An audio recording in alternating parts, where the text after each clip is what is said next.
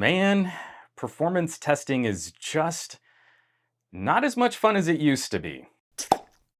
Out of the box, a Pixel 5 can run Dead Cells at a higher frame rate than a OnePlus 9 Pro. Game over. Pack it in. Send back your OnePlus and smash that bell icon.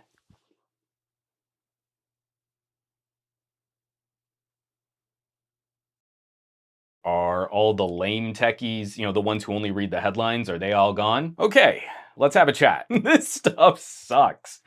I mean, really.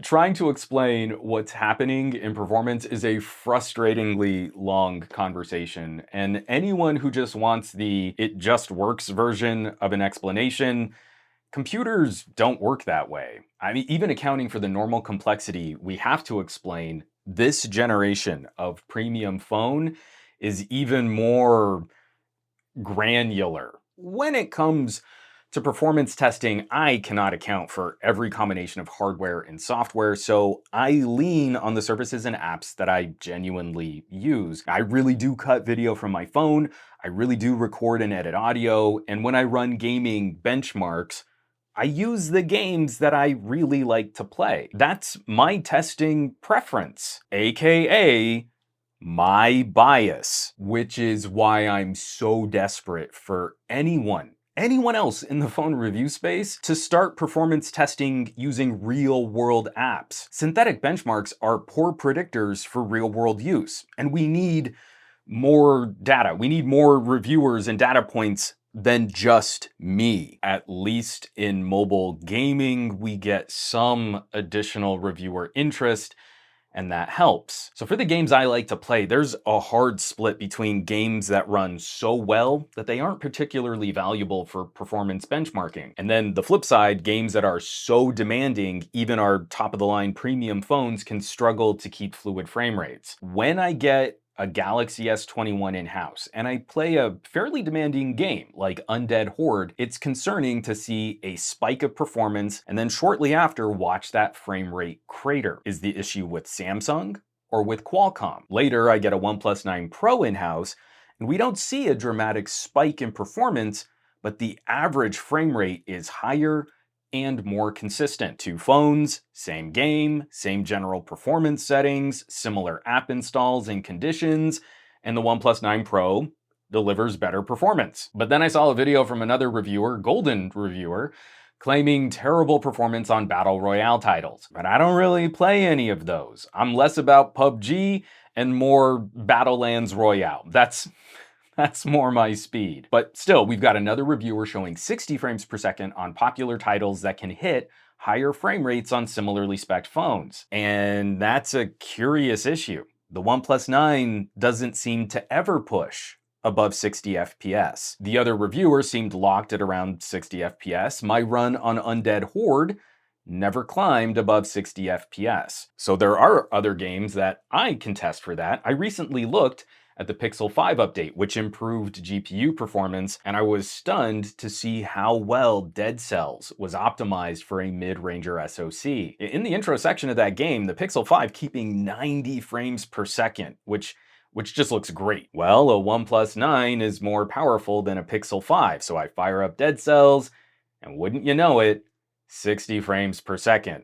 So it would seem there's a GPU limiter on the OnePlus. Thankfully, there is a little app called AutoHZ or AutoHertz, where after you install and then you run an ADB command, you can unlock faster frame rates. So forcing the OnePlus 9 Pro to max performance on Dead Cells, we're cranking at 120 FPS. Ditto Undead Horde. Now, the OnePlus 9 never spiked as high a peak frame rate, but also didn't crash as poorly as the S21. Without that limiter, we see similar issues as to what we saw on the Galaxy. Larger and more distracting swings between peak performance and average performance. It's genuinely not as nice to play when the frame rate moves around that much. This all gets more complicated. When the S21 launched, I was really concerned about this new SoC from Qualcomm. It seems to draw more power and run warmer than the chip it replaces. On paper,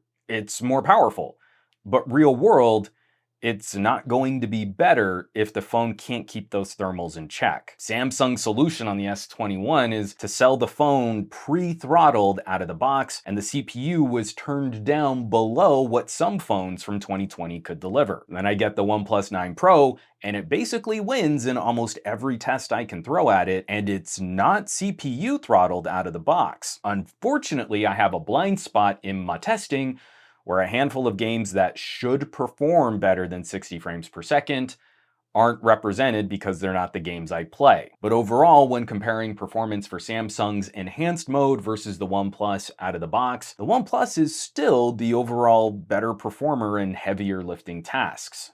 For the more demanding games, especially those that struggle to stay at 60 FPS on newer phones, if you're not hitting that GPU limit on the OnePlus, then the OnePlus also delivers a more consistent, it's a more even frame rate. This just gets real frustrating when we know the phone is capable of more on games that are better optimized for higher refresh rate displays. And honestly, this is less fun than performance testing a laptop or a desktop. A phone might have that pretty fast display, but a game might not have that phone whitelisted for faster frame rates. So then we have to balance that against manufacturer customizations like Samsung CPU throttling and OnePlus GPU limiting. And every year we're promised revolutionary improvements and more power. But the reality of modern smartphones, we're increasingly running into the thermal limits of putting more power into a pocket computer. We're at a point now where explaining performance differences means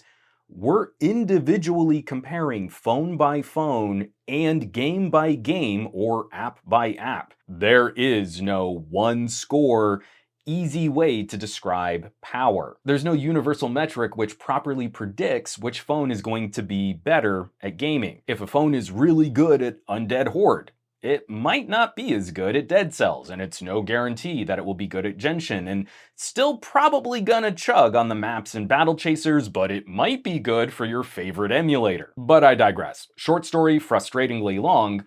From my harder hitting tests like video rendering and batch photo processing, I still believe the OnePlus 9 and the 9 Pro are the overall performance winners over the Galaxy S21s. But this GPU thing just made the conversation a lot more complicated. I have been putting out this call for years now. If you know of any other reviewers that are consistently testing and comparing performance on phones with real-world apps that consumers can use, please drop me a link to their work. These new SoCs are very good at generating big scores when you hit them with tiny little benchmark tasks. But it's a whole different conversation when you're using your phone for one task and you want to know about that sustained performance. We've got more testing to do, so stay tuned. It's gonna get weird. As always, thanks so much for watching, for sharing these videos, subscribing to the channel. Supporting your favorite content creators has never been more critical than it is today, so I greatly appreciate those of you who are. You're checking out the links in the description below. Maybe you're shopping a little merch. That kind of stuff really does help keep production rolling on this channel. You can catch a full list of all my affiliates and partnerships on somegadgetguy.com, or you might consider joining the list of names scrolling by on your screen from my Patreon, patreon.com/somegadgetguy. This list represents basically the coolest tech pals on the web, so I hope you'll check them out. Now, you know where you can find me around the rest of the internet, at somegadgetguy on the Twitters and the Twitch, and the Facebooks and the Instagrams, and I will catch you all on the next video.